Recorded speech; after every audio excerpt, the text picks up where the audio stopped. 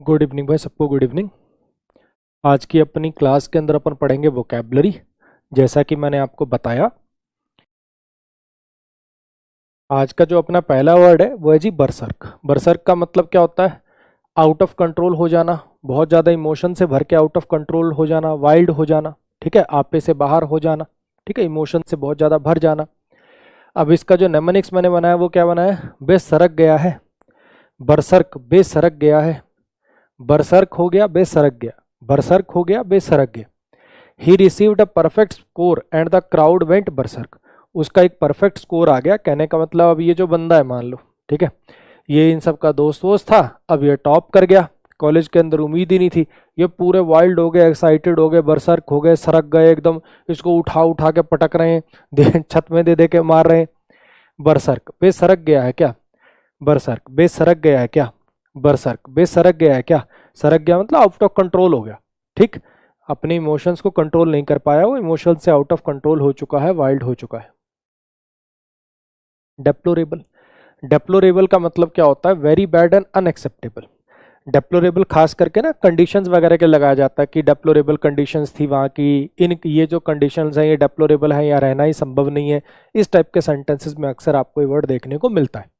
Deplorable का मतलब क्या होता है? बहुत ही बुरी और अनएक्सेप्टेबल, बहुत ही ज़्यादा। जैसे मैं कहूँ भी ये चीज़ तो डेप्लोरेबल कंडीशन में है, ये घर तो डेप्लोरेबल कंडीशन में है, बहुत ही बुरी और अनएक्सेप्टेबल कंडीशन, ठीक है जी। नेमोनिक्स क्या बनाया इसका डेप्लोरेबल का? डेप्लोरेबल का क्या नेमोनिक्स बनाया? डस्टबिन के फ्लोर पे सोना।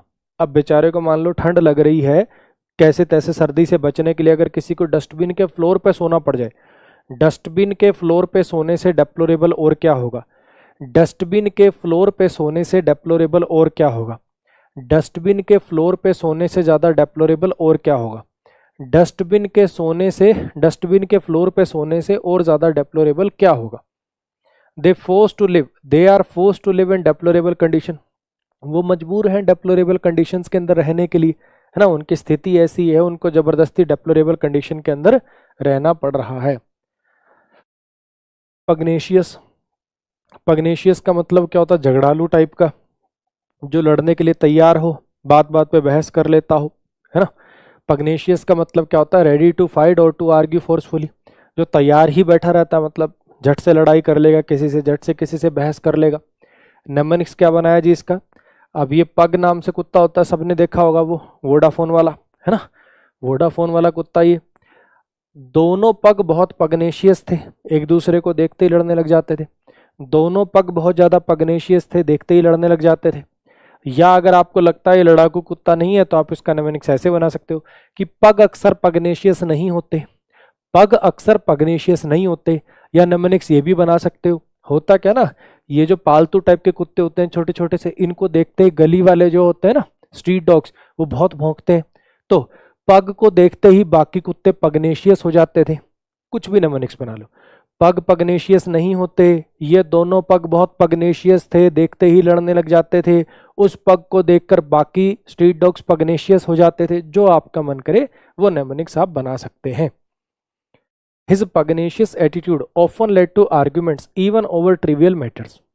उसका जो पग्नेशियस एटीट्यूड था ना, उसका जो पग्नेशियस रवैया था, बात बात पर लड़ाई पर उतारू हो जाना, आर्गुमेंट करने लग जाने वाला जो रवैया था, उसकी वजह से अक्सर आर्ग्यूमेंट हो जाती थी, बिल्कुल छोटे छोटे मैटर्स पर भी, ऐसे मैटर्स पर जिनकी वैसे कोई वैल्यू ना हो। ओवरस्ट्रंग, ओवरस्ट्रंग अगर किसी पर्सन के लिए लगा दिया जाए, देखो अगर आपने कभी बैडमिंटन रैकेट वगैरह ऐसी कुछ चीज़ खरीदी है, बैडमिंटन रैकेट वगैरह अगर कोई चीज़ खरीदी है, इवन म्यूजिकल इंस्ट्रूमेंट भी, तो वहाँ पे लिखा होता है प्री स्ट्रंग और नॉट स्ट्रंग, अनस्ट्रंग जिसको बोलते हैं बेसिकली, ठीक है। प्री स्ट्रंग कहने का मतलब जिसमें स्ट्रिंग्स पहले से डली होंगी, और अनस्ट्रंग मतलब जिसमें स्ट्रिंग्स नहीं डली हुई होंगी, ठीक। तो ये इसका ओरिजिन यहीं से, इसी वर्ड का, ठीक है। स्ट्रंग का मतलब क्या होता है? अगर मैं बोलूं कोई चीज प्री स्ट्रंग है तो उसमें स्ट्रिंग्स डली हुई हैं, अनस्ट्रंग मतलब उसमें स्ट्रिंग नहीं डली हुई है। तो ओवर स्ट्रंग का मतलब क्या हो जाएगा? जिसके ऊपर बहुत ज्यादा खिंचाव है, जरूरत से ज्यादा खिंचाव है। ये रस्सी डाल के क्या करते हो आप? इसमें टेंशन ही तो पैदा करते हो, खिंचाव पैदा करते हो। तो कोई चीज अगर ओवर स्ट्रंग है तो उसमें जरूरत से ज्यादा खिंचाव है। अब ये अगर मैं बैडमिंटन रैकेट के लिए लगाऊं, तो समझ में आएगा कि रस्सियां जरूरत से ज्यादा खींच दी हैं, है ना। और अगर यही शब्द मैं किसी पर्सन के लिए लगा दूं, तो अगर यही वर्ड मैं किसी पर्सन के ऊपर लगा दूं, तो इसका मतलब उसके ऊपर कि कोई पर्सन है जो बहुत ज्यादा टेंशन में है, उसके ऊपर बहुत ज्यादा प्रेशर आ गया है, वो बहुत ज्यादा खिंचाव में, एक्सट्रीमली नर्वस एंड स्ट्रेस्ड। कुछ आई बात समझिए। कैसे निकला ये वर्ड? स्ट्रिंग से निकला है। जैसे बैडमिंटन रैकेट वगैरह कोई म्यूजिकल इंस्ट्रूमेंट है, जैसे सितार वगैरह है, उसके अंदर जो लगी हुई है उसकी स्ट्रिंग्स, तो सितार की गिटार की स्ट्रिंग्स होती है ना, अगर उनको जरूरत से ज्यादा खींच दिया जाए तो उनके अंदर जरूरत से ज्यादा टेंशन आ जाएगी, है ना, तो ओवर स्ट्रंग हो जाएंगी वो। तो अगर यही शब्द मैं किसी पर्सन के लिए लगा दूं, तो इसका मतलब क्या है कि उसके ऊपर बहुत ज्यादा प्रेशर है, जिसकी वजह से वो बहुत ज्यादा स्ट्रेस में है, बहुत ज्यादा नर्वस है, बहुत ज्यादा एंशियस है। क्लियर हो गया? She was over स्ट्रंग before her dance performance. अपनी डांस परफॉर्मेंस से पहले वो ओवर स्ट्रंग थी, यानी बहुत ज्यादा नर्वस थी, एंशियस थी। कंसॉर्ट का मतलब क्या होता है? कंसॉर्ट का मतलब होता है पार्टनर, हस्बैंड वाइफ।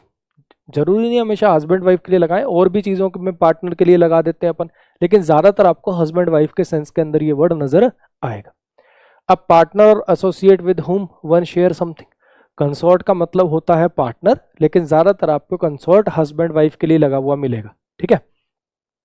वैसे तो कंसॉर्ट का मतलब होता था जो राजशाही परिवार में कोई जो बहुत उच्च लेवल पे आदमी है, उसके वाइफ या उसके हस्बैंड को बोला जाता था कंसॉर्ट। कोई रानी है तो उसका कंसॉर्ट राजा हो जाएगा, राजा है तो उसकी कंसॉर्ट रानी हो जाएगी। एक तो ये मीनिंग होता है इसका, लेकिन इसका दूसरा मीनिंग पार्टनर भी होता है, ठीक है। अब इसका नेमोनिक्स कैसे अपन ने बनाया, जरा समझने की कोशिश करो। कॉन्सर्ट, कॉन्सर्ट को ये से याद, एक तो नेमोनिक्स ये है, कौन रहता है साथ? आपका पार्टनर। कंसॉर्ट का मतलब कौन रहता है साथ, कौन रहता है साथ, एक तो ये। और दूसरा, कंसर्ट जाते हैं अपने कंसर्ट के साथ। आप कोई म्यूजिक कॉन्सर्ट वगैरह अटेंड करने जाते हो तो किसके साथ जाते हो? अपने पार्टनर के साथ जाते हो, है ना। कंसर्ट जाते हैं अपने पार्टनर के साथ, कंसर्ट जाते हैं अपने कंसॉर्ट के साथ, कंसर्ट जाते हैं अपने कंसॉर्ट के साथ। कौन रहता है साथ, कौन रहता है साथ से याद कर लो, या कंसर्ट जाते हैं अपने कंसॉर्ट के साथ। वो जो क्रिमिनल था, अब देखो सेंटेंस भी जानबूझ के ऐसा लिखा गया जिसमें दोनों मीनिंग कन्वे हो जाए। क्रिमिनल ने अपने कंसॉर्ट को उसका कंसॉर्ट बनने के लिए कहा। अब जैसे खुद मान लो कोई बंदा चोर है या ठगियां करता है, बेवकूफ बनाता लोगों को। अब उसकी जो कंसोर्ट थी, उसकी जो वाइफ थी, उसने कहा तू मेरा साथ दे, मेरी पार्टनर बनिए ठगी वाले बिजनेस के अंदर भी। तो क्रिमिनल ने अपनी कंसोर्ट को कहा कि तू क्राइम में भी मेरी कंसोर्ट बन। तो दोनों मीनिंग पता चल गए। एक तो कंसोर्ट का मतलब होता है हस्बैंड या वाइफ, और दूसरा कंसोर्ट का मतलब होता है पार्टनर, किसी चीज में साथी। नेक्स्ट पर आ जाइए। एक्वीस, आपने एक वर्ड शायद मैंने पहले कभी आपको पढ़ाया होगा, एक्विसेंट, वो इसी से निकला हुआ है, ठीक है। एक्वीस ये वर्ब की तरह से काम करता है, और अगर इसके एक्विसेंट टी लगा दें अपन, ईएनटी लगा दें, एक्विसेंट का मतलब होता है एक ऐसा व्यक्ति जो एक्वीस करे। समझना जरा, एक्वीस का मतलब क्या होता है? किसी चीज को मान लेना, किसी चीज को मान लेना, ऐसी कोई चीज जो बेसिकली आप मानना नहीं चाहते या आपका मन नहीं है जिस काम को करने का, लेकिन फिर भी मान जाना। सामने वाले के ऑर्डर, सामने वाले ने आपसे कोई चीज बोली कि तू ये कर दे, हालांकि आप चाहते नहीं हो वो काम करना, लेकिन फिर भी जबरदस्ती का उस बात को स्वीकार कर लेना, कोई विद्रोह ना करना कि मैं ये नहीं करूंगा, ये चीज ठीक नहीं है, बस ऑर्डर को एक्सेप्ट कर लेना। तो एक्वीस माने होता है सामने वाले की बात को मान लेना, बिना कोई सवाल जवाब किए, बिना कोई विरोध दिखाए। और एक्विसेंट एक ऐसा व्यक्ति होता है जो ये काम करता है। अब जैसे अगर मैं कहूं कि ये व्यक्ति एक्विसेंट है, जो भी बॉस कहता है, जैसा कहता है, चुपचाप बेचारा मान लेता है, ठीक है। और इसने जब ये बात मानी, सामने वाले का ऑर्डर माना, तो इसने क्या किया? एक्वीस किया। तो वर्ब के रूप में भी यूज होता है, और एक्विसेंट बना दूं तो एडजेक्टिव के रूप में भी यूज होता है। क्लियर हो गया? अब इसका निम्नलिखित क्या बनाया मैंने? एक्वीस, एक क्वीस, एक क्वीस, एक क्वेश्चन तक नहीं पूछा और ऑर्डर मान लिया। एक्वीस का मतलब है एक क्वेश्चन तक नहीं पूछा और ऑर्डर मान लिया। एक्वीस, एक क्वीस, एक क्वेश्चन तक नहीं पूछा, एक क्वेश्चन, एक क्वेश्चन तक नहीं पूछा और बात मान ली। एक क्वेश्चन तक नहीं पूछा, एक बात मान और बात मान ली। एम्प्लॉय जो होते हैं, एम्प्लॉय ने एक्विस्ट कर दिया न्यू पॉलिसी को, हालांकि वो पूरी तरह से खुश नहीं थे। वो जो प्राइवेट कंपनी के एम्प्लॉयज थे वो नई कंपनी से खुश नहीं थे, लेकिन बेचारे क्या करते, और कोई नौकरी थी नहीं, रिलक्टेंटली उनको मानना पड़ा, और क्या इलाज है, ठीक है। अब इसको जैसे मैं पहले एक कंपनी में पढ़ाता था, वहाँ पे उन्होंने पॉलिसी निकाल दी कि भैया अगर हमारी कंपनी में पढ़ाना है तो एक काम करो, अपना यूट्यूब चैनल बंद करना पड़ेगा आपको। तो अगर मैं उनकी बात को मान लेता, अगर मैं उनकी बात को मान लेता तो मैं क्या करता, एक्वीज करता, है ना। हालांकि मैंने उनकी बात मानी नहीं, कंपनी छोड़ दी। चलो, किल्टर, किल्टर का मतलब क्या होता है, not agreeing with something not working properly. Kilter का मतलब क्या होता है, किसी चीज से या तो सहमत ना होना। किल्टर विद समथिंग का मतलब होता है किसी चीज से सहमत ना होना। If you kilter with something तो आप उस चीज से सहमत नहीं है, आप उस चीज के साथ नहीं है। और एक किल्टर का मतलब होता है कोई चीज ढंग से काम ना करना। दो मतलब होते हैं इसके, किसी चीज से असहमत होना या फिर कोई चीज जो ढंग से काम नहीं करनी, नॉर्मल तरीके से काम नहीं कर रही। ठीक, अब इसका क्या नेमेनिक्स बनाया मैंने, ये फिल्टर किल्टर हो गया है। ये जो फिल्टर है ना, ये जो आरओ वाटर प्यूरिफायर है, ये फिल्टर किल्टर हो गया है। ये फिल्टर किल्टर हो गया है यानी ढंग से काम नहीं कर रहा। ये फिल्टर किल्टर हो गया है, काम नहीं कर रहा। ये फिल्टर किल्टर हो गया है, काम नहीं कर रहा। ये फिल्टर किल्टर हो गया है, काम नहीं कर रहा। एक नेमेनिक्स इस वाले मीनिंग का ये बना सकते हो, वो गैंग के वो गैंग के बॉस की बात से किल्टर करता था इसलिए उसको किल कर दिया। वो गैंग का जो बॉस था उसकी बात से किल्टर करता था, असहमत रहता था, इसलिए उसको किल कर दिया। ऐसे करके भी आप नेमोनिक्स बना सकते हो। The gears in the old machine wore out of kilter causing it to malfunction. ये जो गियर्स थे पुरानी मशीन में आउट ऑफ किल्टर थे, यानी आउट ऑफ ऑर्डर थे। कहने का मतलब जो परफेक्ट ऑर्डर है, परफेक्ट सिमेट्री है, उसमें नहीं थे, प्रॉपर नहीं थे, इसलिए वो मेल फंक्शन कर रहे थे। मेलिफ्लुअस, मेलिफ्लुअस का मतलब क्या होता है, मेलोडियस, कोई मधुर आवाज, एक आवाज जो कि बहुत मधुर हो, सूदिंग हो, है ना। अब ये वाली रील काफी वायरल चल रही है, आपने देखा होगा, है ना, world is not ready for this masterpiece, ऐसे करके। तो मेलोडी प्लस फ्लो से याद कर सकते हो। मेली सॉफ्ट, है ना, सॉफ्ट, मेली माने सॉफ्ट और फ्लुअस माने फ्लो। तो बहुत सॉफ्ट सा फ्लो, बहुत मधुर फ्लो, सुनने में जो अच्छा लगे, कानों को बहुत अच्छा लगे, melody plus flow. Her mellifluous voice captivated audience leaving them spellbound. उसकी जो मधुर आवाज थी उसने ऑडियंस को कैप्चर कर लिया, कैप्टिवेट कर लिया, और वो मंत्रमुग्ध रह गए, स्पेल बाउंड रह गए बिल्कुल। रेस्पाइट, रेस्पाइट का मतलब क्या होता है, to a short period of rest, relief, refers to होना था यहाँ पे, ये टू काट देता हूं मैं। अ short period of rest, relief और डिले फ्रॉम समथिंग डिफिकल्ट और unpleasant.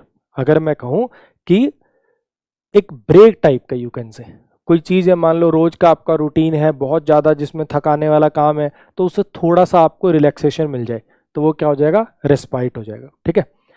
The workers were granted a brief respite from their demanding schedule.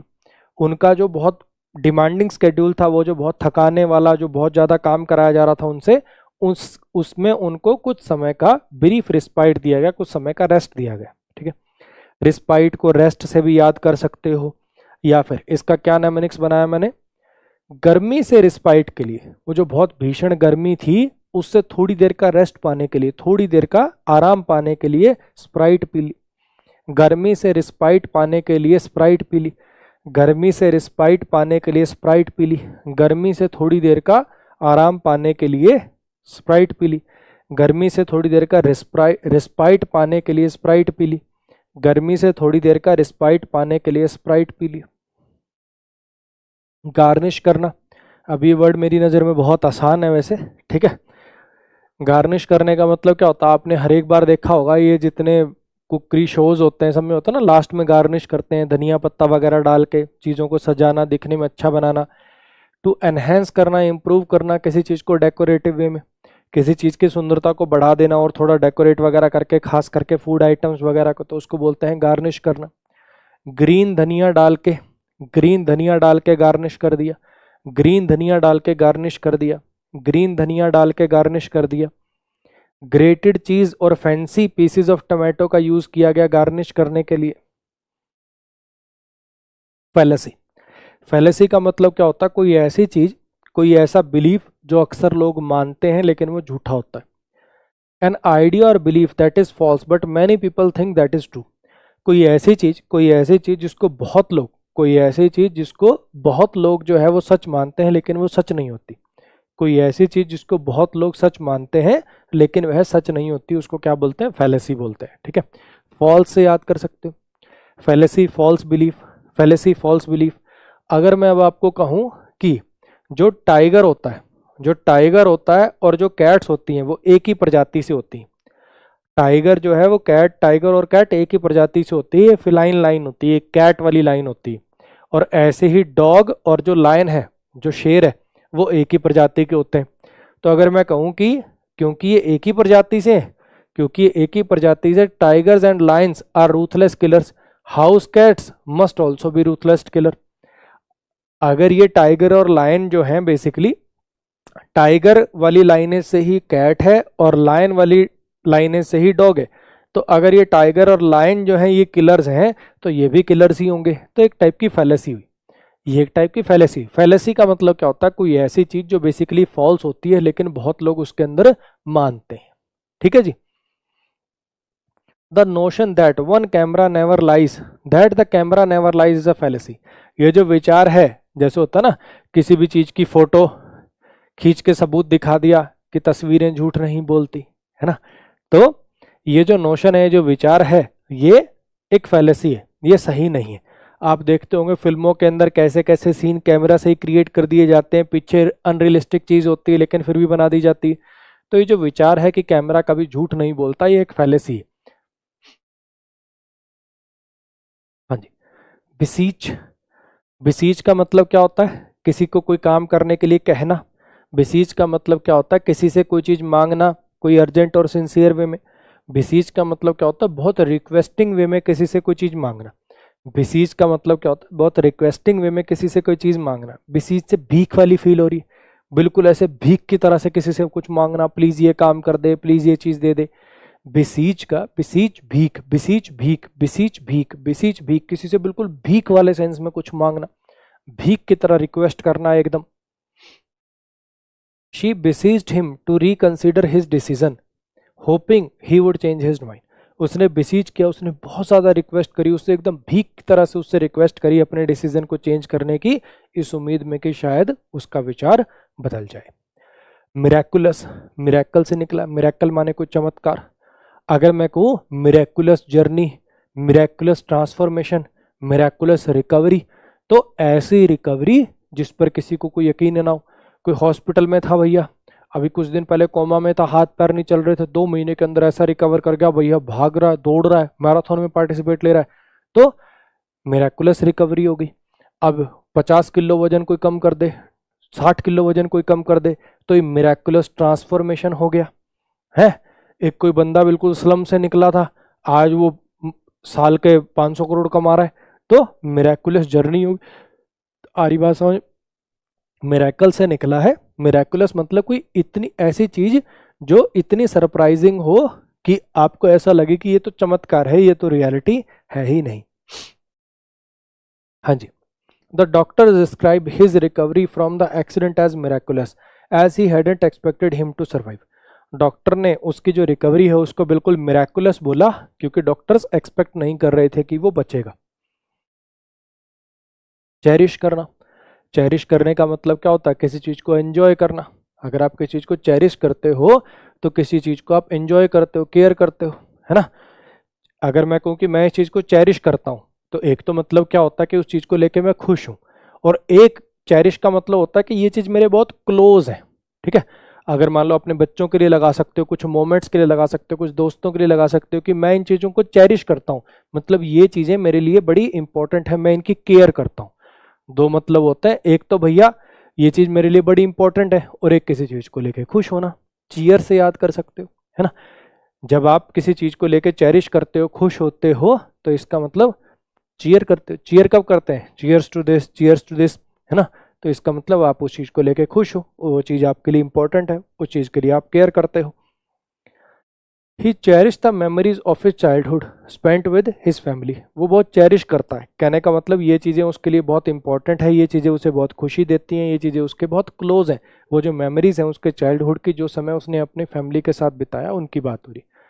Immense का मतलब क्या होता है? बहुत साइज में बहुत बड़ा।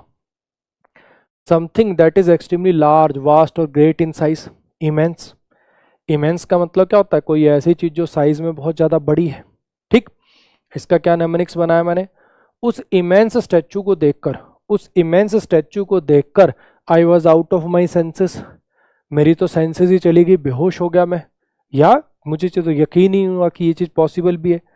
उस इमेंस स्टैचू को देखकर I was out of my senses, है ना। सेंसेस का मतलब क्या होता है? जब आप सेंसेस में होते हो तो आप होश में होते हो।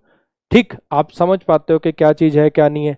मतलब इतना इमेंस स्टैचू देखकर I was out of my senses, मुझे समझ ही नहीं आ रहा था कि ये चीज सच में भी हो सकती है। म्यूजियम जो था वो इतना इमेंस था कि हमें 2 दिन लगे उसमें पूरा चक्कर काटने में।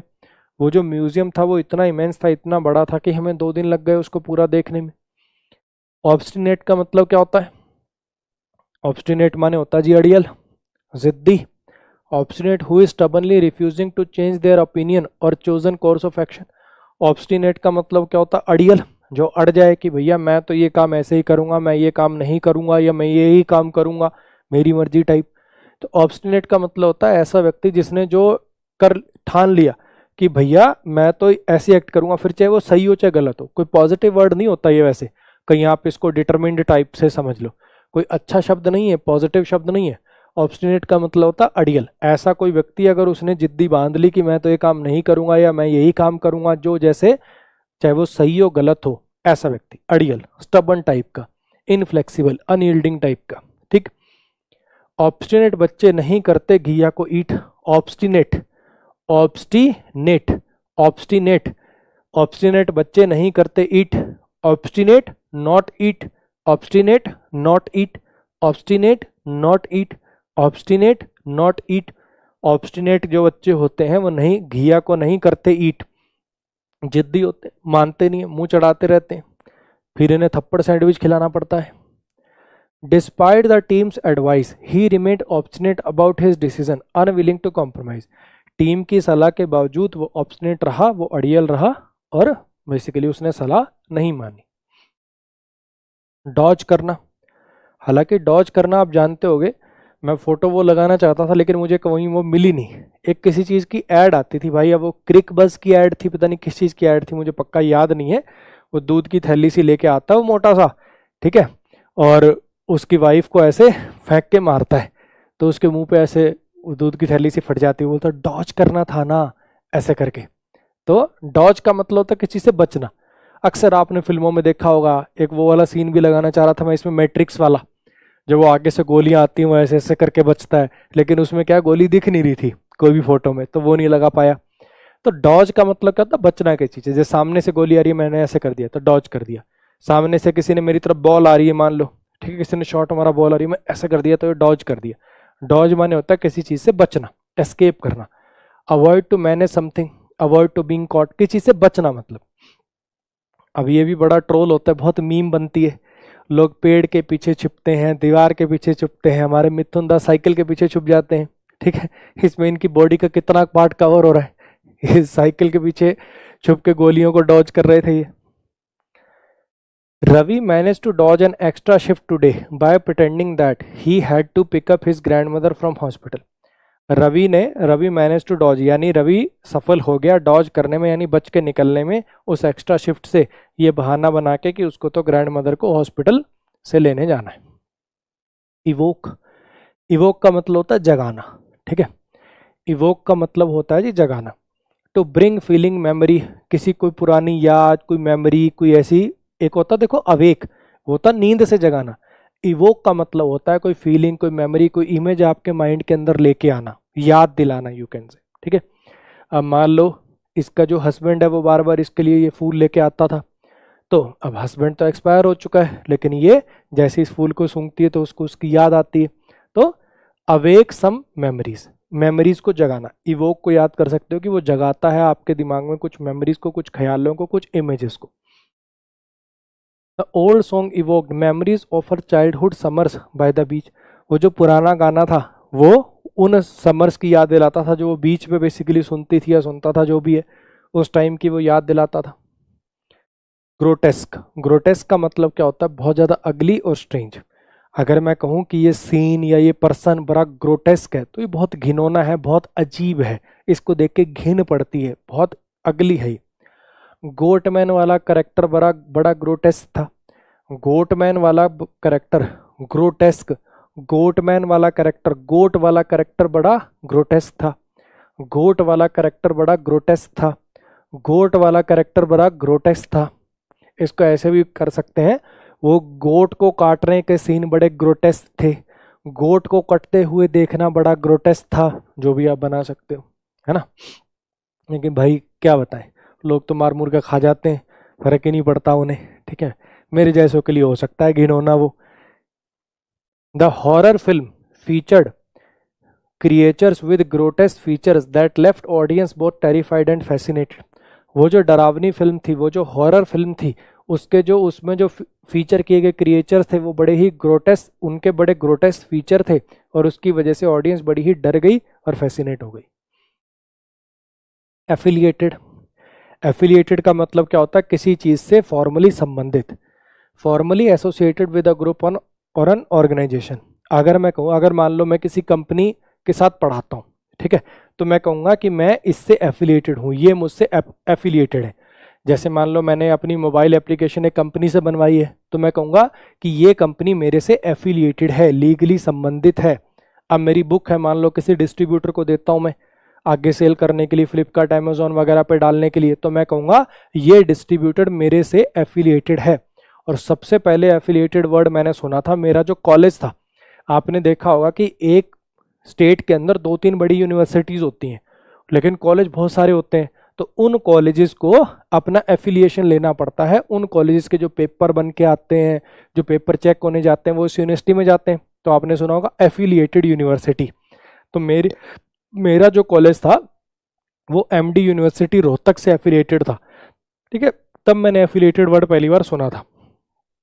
तो ऐसा आपने कहीं ना कहीं आपने भी ये वर्ड सुना होगा, मेरा कॉलेज एमडी यूनिवर्सिटी से एफिलिएटेड था। आपका भी, जिस भी कॉलेज से आपने कोई ग्रेजुएशन वगैरह करी है, तो वो कॉलेज या तो खुद यूनिवर्सिटी होगा या वो किसी यूनिवर्सिटी से एफिलिएटेड होगा, ठीक है, वहां से वर्ड याद कर लो। रिसर्च सेंटर जो था वो एफिलिएटेड था यूनिवर्सिटी से, जिसकी वजह से स्टूडेंट्स को एक्सेस मिल जाता था रिसोर्सेज का। डेरोगेटरी, डेरोगेटरी कमेंट्स पास करना, डेरोगेटरी बात करना, डेरोगेटरी बिहेवियर दिखाना, किसी को नीचा दिखाने वाला बिहेवियर दिखाना, किसी को convey poor opinion of somebody of someone, किसी की पुअर इमेज बनाना, किसी की निंदा करना, किसी को नीचा दिखाना।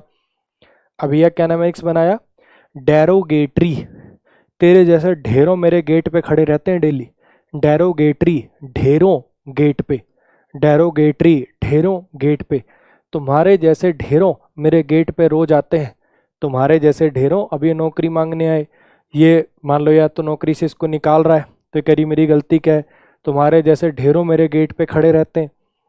उसके जो डेरोगेटरी रिमार्क्स थे, उसकी अपीयरेंस को लेकर वो बड़े ही हर्टफुल थे और अननेसेसरी थे, उनकी ज़रूरत नहीं थी।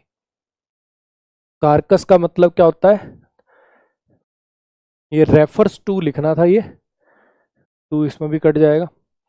The dead body of an animal specially after it has been slaughtered और डिकेड, किसी एनिमल की डेड बॉडी को बोलते हैं कार्कस। जैसे दृश्यम फिल्म मुझे लगता है आप में से सबने देखी होगी, ठीक है, जब उसके गार्डन को खुदवाते हैं, ऐसे सोचते हैं कि वो लड़के की लाश मिलेगी या लड़के का कंकाल मिलेगा, लेकिन एक कुत्ते का कंकाल मिलता है, ठीक, तो वो जो कंकाल टाइप डेड बॉडी मिलती है उसको बोलते हैं कार्कस, ठीक है। Dead body of an animal is known as carcass, खास करके तब जब उसे स्लॉटर कर दिया गया हो और डिके हुआ हो। इसमें असलियत में तो पिक्चर आनी चाहिए जब जानवरों को आपने देखा होगा उनकी स्किन वगैरह उतार के ऐसे मंडी में बेचते हैं ना जब उनका मीट, तो उसको बोलते हैं कार्कस। जानवरों की डेड बॉडी, किसी एनिमल की डेड बॉडी, खास करके जब उसे स्लॉटर कर दिया गया हो, जब उसे काटा गया हो या फिर वो सड़ गया हो, उस केस में उसकी डेड बॉडी को बोलते हैं जी कार्कस। क्लियर हुआ? अच्छा, अब इसका मैंने नेमेनिक्स क्या बनाया है, कार से क्रैश होने के बाद डॉग का कार्कस रोड पे पड़ा था, कार से क्रैश होने के बाद डॉग का कार्कस रोड पे पड़ा था। कार से, जैसे गाड़ी से टक्कर लग जाती है, कई बार बहुत स्पीड में गाड़ी आ रही है, कुत्ता अचानक से एकदम आगे आ गया, नीचे आ गया, मर गया, तो कार से क्रैश होने के बाद डॉग का कार्कस रोड पे पड़ा था। कार से क्रैश होने के बाद डॉग का कार्कस रोड पर पड़ा था। कार से क्रैश होने के बाद डॉग का कार्कस रोड पर पड़ा था। The hunters found the carcass of dear in the forest left behind predators. Hunters को, वो जो शिकारी थे, उनको कार्कस मिला, हिरण का कार्कस मिला जो कि छोड़ा गया था प्रेडेटर्स के द्वारा। वो आपने देखा होगा शेर वगैरह ये जो है, ये बेसिकली खा पी के जो कंकाल टाइप का होता है हड्डियों का, उसको छोड़ देते हैं, तो वो क्या कहलाता है? कार्कस कहलाता है। रिजीम, रिजीम का मतलब क्या होता है? शासन, है ना। अ सिस्टम और a form of government. Regime का मतलब होता है शासन, एक सिस्टम या फिर एक फॉर्म ऑफ गवर्नमेंट जो खास करके जिसके अंदर बेसिकली एक कोई डिक्टेटर टाइप का होता है, एक कोई ऑटोक्रेट होता है, एक कोई सिंगल राजा या रानी वगैरह होते हैं जो थोड़े से क्रूअल होते हैं, तब वर्ड यूज करते हैं रिजीम। हालांकि ऐसा नहीं हमेशा उसके लिए लगे। अब अपने देश में भी जो सरकार है उसका क्या है? शासन चल रहा है, तो उसका रिजीम चल रहा है। लेकिन अक्सर ये वर्ड मतलब वहां पे ज्यादा यूज होता है, अपने में तो जैसे डेमोक्रेसी यूज कर देंगे, गवर्नमेंट वर्ड यूज कर देंगे। अक्सर ये वर्ड है वहां ज्यादा देखा गया है जहां पे एक सिंगल आदमी शासन करता है। जैसे चाइना के अंदर आप वर्ड यूज कर सकते हो, उनकी रिजीम है, इस पार्टी की रिजीम चल रही है, इस व्यक्ति की रिजीम चल रही है ना। रशिया के अंदर आप कह सकते हो कि पुतिन का रिजीम चल रहा है, जहां पे कोई सिंगल आदमी हेड होता है, उस टाइप से। ठीक है। The country has been under a strict regime. Country, ये जो देश है, ये स्ट्रिक्ट रिजीम के अंडर में है सेवरल ईयर से, जिसकी वजह से सिविल लिबर्टी वगैरह ज्यादा नहीं है। आइटा, आइटा, अब आपने मैथ्स अगर पढ़ा है 10th मतलब अपना 11 और 12th के अंदर अगर आपने मैथ ले रखा था, तो इसने आपका बहुत ज़्यादा खून पिया है। आइटा, √-1 को आइटा बोलते थे। आइटा के कितने सारे क्वेश्चन होते थे। ठीक है। अब आइटा वर्ड का जो मतलब निकाला है, एक तो मैथ में होता है आइटा, उसी से रिलेटेड इंग्लिश में उसका मतलब होता है किसी चीज़ का बहुत स्मॉल अमाउंट। अगर मैं कहूँ कि किसी ने मुझे, अरे इसका तो तूने बिल्कुल आइटा ही पकड़ा दिया यार मुझे, ठीक है, यानी बहुत छोटी क्वांटिटी किसी चीज़ की। आइटा ऑफ समथिंग यानी very small amount of something. अब मान लो मुझे सैंपल लेने टेस्टिंग के लिए, मैं फूड इंस्पेक्टर हूँ और मुझे कहीं से सैंपल कलेक्ट करने हैं, तो वो कह रहा है कितना कितना चाहिए सर आपको सैंपल के लिए? 2 किलो 3 किलो। अरे मैं कहा 2-3 किलो नहीं चाहिए यार, बिल्कुल आइटा सा चाहिए, बिल्कुल थोड़ा सा, चुटकी भर, बिल्कुल बहुत स्मॉल क्वांटिटी ऑफ समथिंग। ठीक है। आइटा नेमोनिक्स क्या है? आइटा बहुत छोटा, आइटा बहुत छोटा, आइटा बहुत छोटा, आइटा बहुत छोटा। He did not show an iota of interest in the proposal. उसने आइटा ऑफ इंटरेस्ट भी नहीं दिखाया प्रपोजल के अंदर। कहने का मतलब कोई खास इंटरेस्ट नहीं दिखाया प्रपोजल के अंदर। अभी कुछ बच्चे बार बार जो कमेंट कर रहे हैं ये बुक लेनी चाहिए, नहीं ये वो, देखो मैं, मुझे ना कई बार थोड़ा सा हैरानी भी होती है और थोड़ा सा कई बार गुस्सा भी आता है। ठीक। अब जैसे अपना फाउंडेशन बैच है, उस बैच के अंदर मैंने कम से कम ज़्यादा नहीं तो शायद 10 या 15 बार कम से कम ये बात बोली होगी कि भाई ये बैच अपने आप में वन स्टॉप सॉल्यूशन है, इसको लेने के बाद आपको कहीं और से कोई प्रैक्टिस करने की ज़रूरत नहीं पड़ेगी। आपने एक चैप्टर पढ़ा, उस चैप्टर के मैंने आपको एरर, सेंटेंस इंप्रूवमेंट सब कुछ प्रोवाइड कर रखा है, आप यहीं से प्रैक्टिस करो और कहीं से प्रैक्टिस करने की आपको आवश्यकता नहीं है। वोकैबुलरी की अगर बात करूं, देखो मैं अपनी बड़ाई नहीं कर रहा, लेकिन और किसी के कोर्स के अंदर फोटोज और नेमोनिक्स से वोकैब हो सकता है 2-2.5 हज़ार किसी और ने भी पढ़ा रखी हो, ऐसे एक एक वर्ड का फोटो, नेमोनिक्स, सेंटेंस ऐसे लगा लगा के अगर आपको इतनी वोकैब किसी ने पढ़ा रखी है तो मुझे दिखा दो। इसकी 50% क्या 25% भी नहीं दिखा पाओगे। एक एक वर्ड पे इतनी मेहनत, तो ये एक एक फोटो ढूंढने में एक एक बिल्कुल उससे रिलेटेड सेंटेंस मिलेगा आपको, नेमोनिक्स मिलेगी, फोटो मिलेगा, कहीं नहीं मिलेगा आपको। लेकिन बड़ा ना दिल दुखता है जब बच्चों ने फाउंडेशन बैच ले रखा, फिर वो पर्सनल डाउट नंबर भी मिलता अपने बैच में, वहां पे मेरे पास डाउट भेजेंगे फलानी शीट का, दिगड़ी शीट का। मैं पूछूंगा फाउंडेशन बैच कर लिया, उसकी प्रैक्टिस कर ली, उनका डेटा निकाल के देखूंगा तो ना तो प्रॉपर ढंग से थ्योरी की वीडियो देखी और प्रैक्टिस टेस्ट तो 0 अटेम्प्टेड। सोचो कैसा लगेगा। एक टीचर ने अपने 10 साल के एक्सपीरियंस के बेस पे इतना, तो अब तो मुझे जान गए होगे कि नया तो हूं नहीं यार मैं, हो गए मुझे 10 साल पढ़ाते हुए भाई है।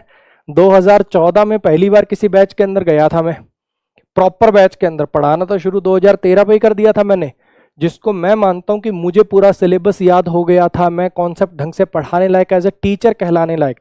पहले तो बस अपना खर्चा निकालने के लिए कर लिया था काम, एक टीचर कहलाने लायक मैं 2014 के अंदर तैयार हो गया था। ठीक है। अब ऑनलाइन में पढ़ाने लग गया था 2016 में। टोटल मुझे नेट पूरे एग्जैक्ट 10 साल प्लस हो गए। एक उसके एक्सपीरियंस के बेस पे मैंने आपके लिए कुछ लिमिटेड क्वेश्चन छांटे, जिनकी मैंने इतनी ग्रंथ जैसी एक्सप्लेनेशन दे रखी है कि क्वेश्चन की, वो छोड़ के आप ऐसी शीटों के धक्के खा रहे हो जहां आंसर तक नहीं है। बहुत बच्चे तो ऐसे क्वेश्चन भेजते हैं, सर आंसर तो है नहीं मेरे पास, इसका ना आंसर है ना एक्सप्लेनेशन है, वहां धक्के खाने को तैयार हो, ये कंटेंट नहीं करते। फलानी बुक किताब से वोकैब कर लूं क्या, वहां से वोकैब कर लूं क्या, मैं पूछूंगा फाउंडेशन बैच में जो फोटोज और नेमेनिक से वोकैब पढ़ा रखी वो कर ली, नहीं सर वो तो नहीं करी अभी। तो भाई आप लोग तो चलो जो ये लाइव अभी तो मेंस वाले बैच में हो, अदरवाइज आपका कोई दोस्त है, भाई बंधु है, ठीक है, अगर आप इतना मेरे को जान गए हो, मेरे कंटेंट को पहचान गए हो, तो आप सीधा उनको एक one stop solution foundation batch. और आपने देखा होगा मैं हर दूसरे दिन बैच लॉन्च नहीं करता हूँ, जो फाउंडेशन बैच मैंने लॉन्च किया था उसी के अंदर नया कंटेंट ऐड करता रहता हूँ। अब जैसे ये मेंस का बैच है, ये भी फाउंडेशन बैच में फ्री ऑफ कॉस्ट ऐड हो जाएगा, बशर्ते पेपर होने के बाद, ठीक है। ऐसे जो जो बैच में लेता चलता हूँ फाउंडेशन में फ्री ऑफ कॉस्ट ऐड करता जाता हूँ। प्री के टाइम पे जो प्रैक्टिस बैच लॉन्च किया था वो भी फ्री ऑफ कॉस्ट उसमें मैंने ऐड कर दिया। ऐसे मेंस वाला बैच है, ये भी फ्री ऑफ कॉस्ट उसमें ऐड हो जाएगा। ऐसी चलती रहती है साइकिल। वो बैच अपना वन स्टॉप सॉल्यूशन बन गया है, ठीक है। फिर भी उसके अंदर कुछ ना कुछ और नई है, वो कैब 2024 वाली ऐड कर दी, कुछ और ऐड कर दिया, चलता रहेगा ऐसे ही। चलो, ही did not show an art of interest. बस मेरा कहना यही है कि यार चाहे मैथ हो, इंग्लिश हो, रीजनिंग हो, अगर आपने किसी टीचर के ऊपर ट्रस्ट करके किसी का बैच ले लिया तो फिर उस पर ब्लाइंड ट्रस्ट करो। वो जो जैसे आपको जो कंटेंट कह रहा है ना कि ये चीज़ तो यहाँ से पढ़, ये चीज़ तो यहाँ से पढ़, तो उसको फॉलो कर लिया करो। दिक्कत मैक्सिमम बच्चों के साथ यही होती है, इधर उधर धक्के खाते रहते हैं, ये अच्छा ये वाली चीज़ यहाँ से पढ़ूंगा, ये वाली चीज़ यहाँ से पढ़ूंगा। अब कहना नहीं चाहिए, फिर लोग बुरा मान जाते हैं। 5-6 हज़ार रुपए के अंदर सारे कोर्सेज आ जाते हैं, वो ना लेके कहीं और अच्छा ये वाली चीज़ यूट्यूब से मिल जाए, ये वाली चीज़ वहाँ से कोई दोस्त के पास है वहाँ से लीक कर लूंगा, ये कर लूंगा। 2-3 साल अपने इसी चीज़ों में रद्दी कर लेते हैं और फिर एहसास होता है अरे यार 6,000 रुपये की इतनी वैल्यू थी क्या, तेरे 2 साल से ऊपर है क्या 6,000 रुपये। इन सब की अपनी अपनी समझ है, उनको लगता है कि पता नहीं हमने कौन सा तीर मार लिया। चलो, उसने he did not show an iota of interest in the proposal, उसने थोड़ा सा भी इंटरेस्ट नहीं दिखाया, आइट ऑफ इंटरेस्ट भी नहीं दिखाया, यानी थोड़ा सा भी इंटरेस्ट नहीं दिखाया। रेजुविनेट, रेजुविनेट का मतलब क्या होता है, टू मेक समवन लुक और फील यंग अगेन। आपने एक शायद वो देखी होगी, टैबलेट आती थी पहले, शायद युवराज सिंह ऐड करता था, फिर धोनी उसकी ऐड करने लगता है, रीवाइटल, री प्लस वाइटल, वाइटल माने होता है लाइफ, रीवाइटलाइज कर देना, दोबारा जिंदा कर देना, ऐसे ही है रेजुविनेट। रेजुविनेट तो री प्लस जीवन से याद कर सकते हो, री प्लस जीवन, री प्लस जीवन, री प्लस जीवन दोबारा जीवन दे देना, दोबारा जिंदा कर देना, दोबारा जवान कर देना। री प्लस जवान से भी याद कर सकते हो, दोबारा जवान कर देना, ठीक है। अब मान लो कोई सर्जरी कर दी इसकी, या कोई ऐसी क्रीम लगा दी, कोई ऐसी मतलब ट्रीटमेंट इसका ऐसा कर दिया कि स्किन ऐसी से ऐसी हो गई, तो रेजुविनेट कर दिया, रीजीवन दे दिया, दोबारा जवान कर दिया। फुटबॉल प्लेयर जो है वो कंज्यूम करते हैं स्पोर्ट्स ड्रिंक रेजुविनेट करने के लिए, अपने आप को दोबारा एनर्जेटिक बनाने के लिए गेम के दौरान। स्लैक, स्लैक का मतलब क्या होता है, लैक ऑफ एक्टिविटी, लेजी और केयरलेसनेस। ये नाउन भी होता है और एडजेक्टिव के रूप में भी यूज में होता है। जैसे आप मान लो बहुत काम दिए जा रहा है, कोई आपको काम पे काम दिए जा रहा है, एक फ्रेज यूज होता है उसके लिए, आप कहोगे भाई थोड़ा तो आराम दे दे, कट मी सम स्लैक, थोड़ी देर तो सांस ले लेने दे, उसके लिए फ्रेज यूज होता कट मी सम स्लैक, ठीक है। जैसे मान लो कई बार वो डाउट वाला नंबर है, अब न्यू ईयर हो, न्यू ईयर वाले दिन रात को, मतलब सबको पता, खुद चाहे वहां पार्टी में एंजॉय कर रहे होंगे माँ बाप उसके, मेरे को मैसेज करेंगे डाउट के लिए, तो मेरा मन तो करता है कट मी सम स्लैक, अरे थोड़ा तो मुझे भी जी लेने दो, ऐसा करके। तो कट मी सम स्लैक का मतलब क्या होता है, लैक ऑफ एक्टिविटी, वो तो ईडीएम है खैर। कट मी सम स्लैक, स्लैक का मतलब क्या होता है, नाउन के रूप में भी यूज होता है, एक ऐसा पीरियड जिसके अंदर आप कम काम कर रहे होते हो, एक्टिविटी की कमी होती है, आराम कर रहे होते हो, रेस्ट कर रहे होते हो, केयर फ्री होते हो। और स्लैक एडजेक्टिव के रूप में भी यूज होता है, ठीक है। अगर कोई पर्सन स्लैक है या फिर ये चीज़ स्लैक है तो इसका मतलब इसमें एक्टिविटी कम है, ये थोड़ा लेजी है, केयरलेस वाले पीरियड के अंदर है। The job is taking a long time because workmen are so slack. ये जो काम है इसको बहुत समय लग रहा है, इस काम के होने में बहुत समय लग रहा है क्योंकि ये जो कारीगर हैं बहुत स्लैक हैं, बहुत ज़्यादा स्लो हैं, केयरलेस हैं। अब इसके बाद के जो वर्ड्स हैं नहीं अभी थोड़े से और हैं, अभी नेमोनिक्स वाले ना, अभी तो है नेमोनिक्स वाले कुछ और। मंच का मतलब क्या होता है? चबाना।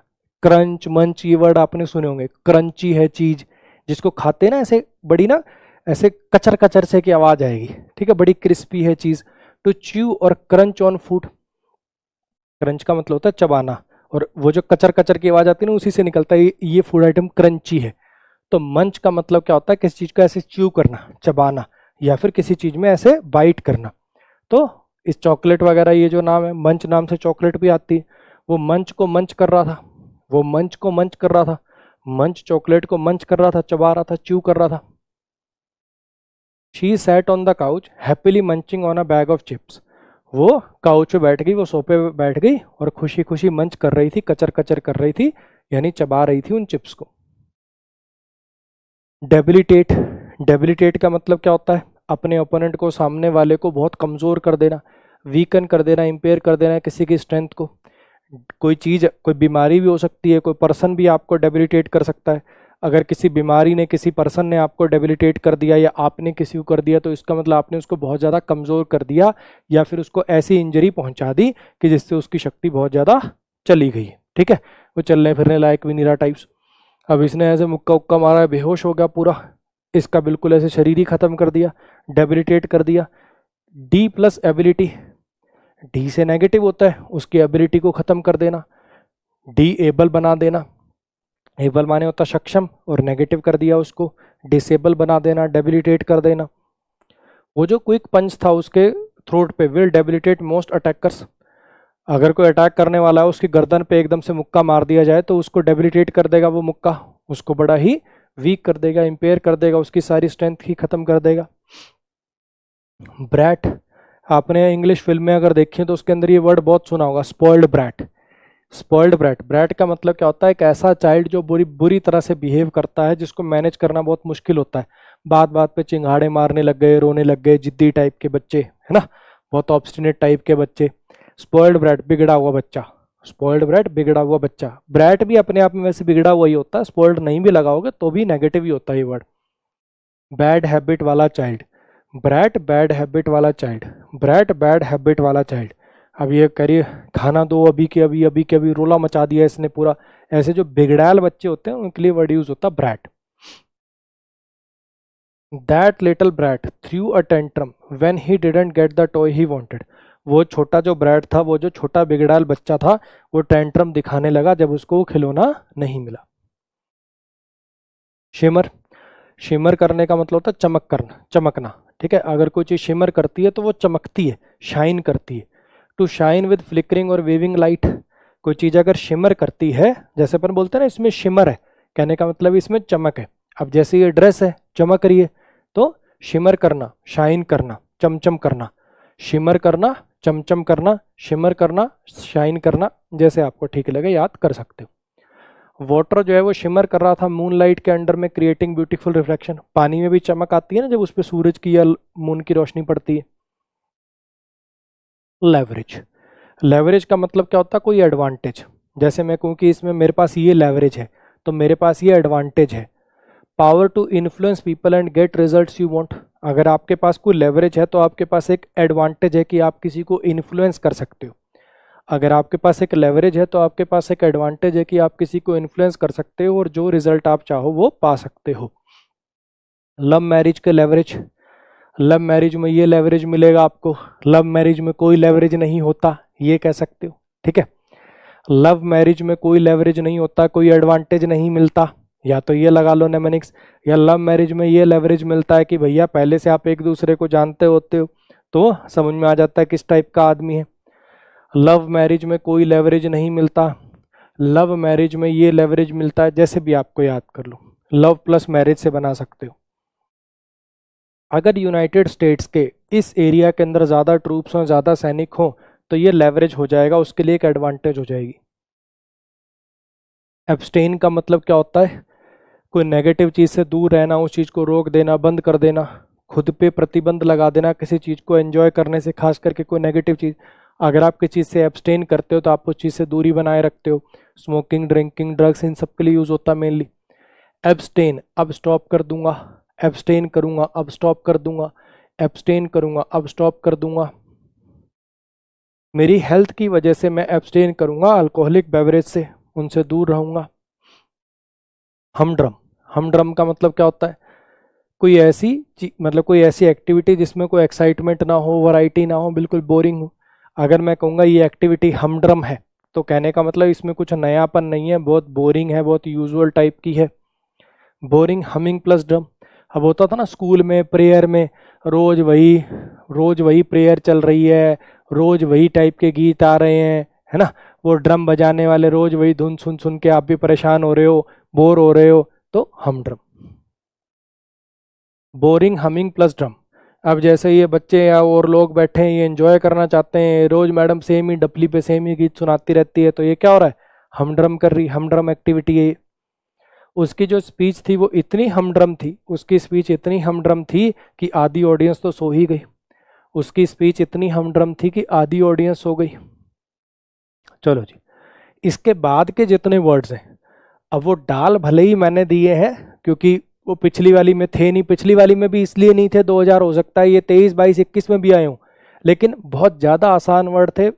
मतलब मेरे नज़र से ये हर बच्चे को पता होने चाहिए, अगर कोई एसएससी की तैयारी करने वाला बच्चा, कॉम्पिटिटिव एग्जाम की तैयारी करने वाला बच्चा है, एसएससी, बैंक, सीडीएस, एनडीए इनको टारगेट करा, तो ये वर्ड उसने कहीं ना कहीं रीडिंग में ज़रूर पढ़ लिए होंगे, फिर भी डलवा दिए। ठीक है, एक काम करता हूँ, मैं गले को 2-3 मिनट का रेस्ट देता हूँ, पीछे जितने वर्ड्स हो गए उनकी स्लाइड आपके आगे से निकाल लूंगा, और आप एक बार माइंड में उसको रिवाइज करेंगे, फिर अपन ये वाले वर्ड्स को देखेंगे। ये बिल्कुल आसान है, आपको इसमें से 99% सारे पहले ही आते होंगे।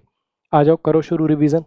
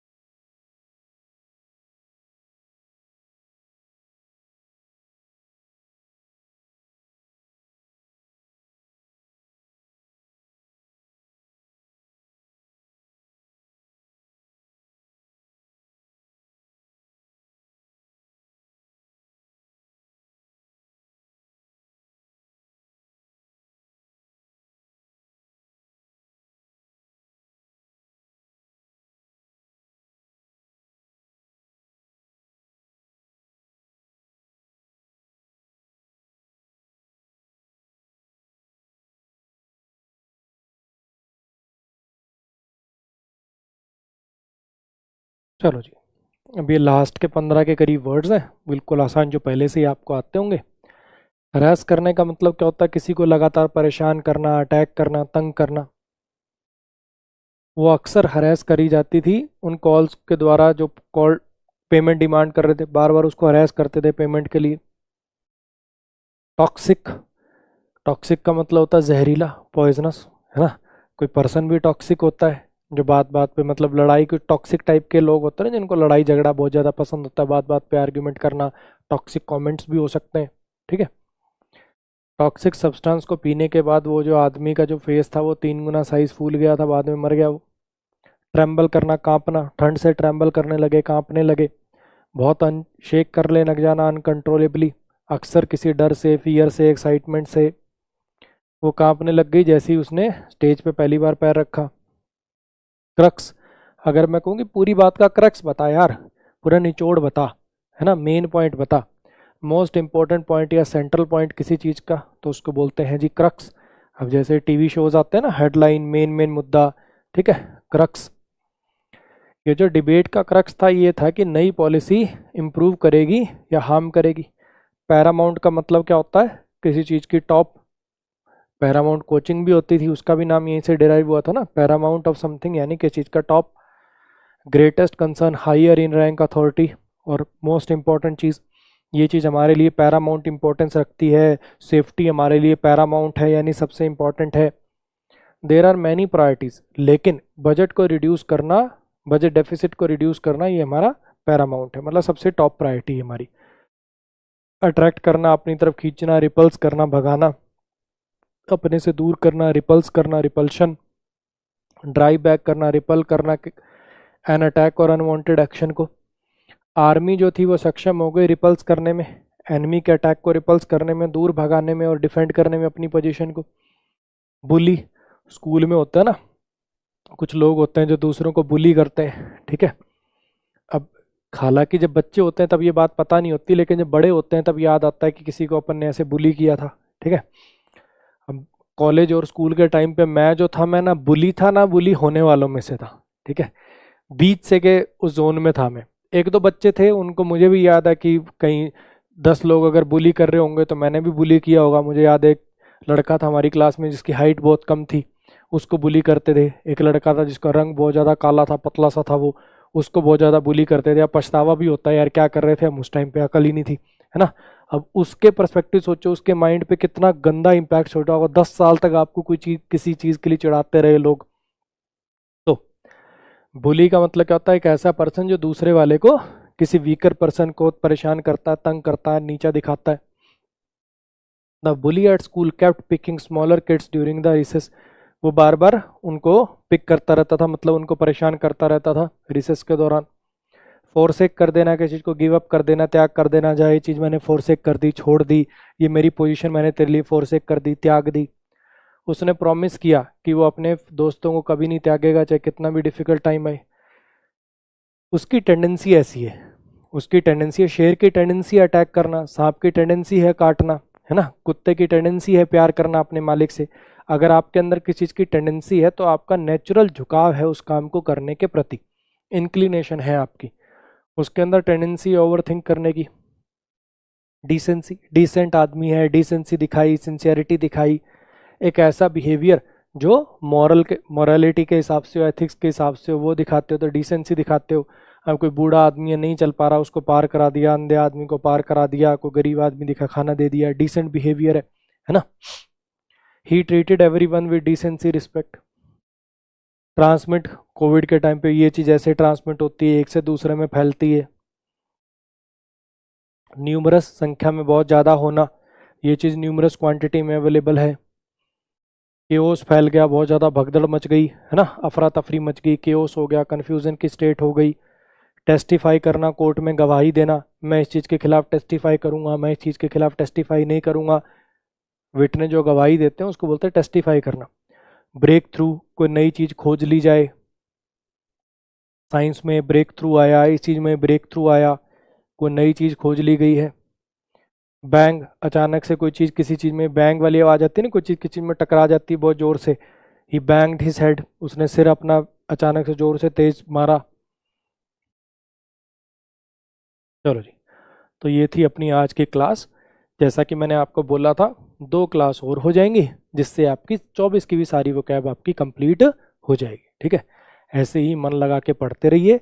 जिनका मेंस है उनको मेरी तरफ से ऑल द बेस्ट।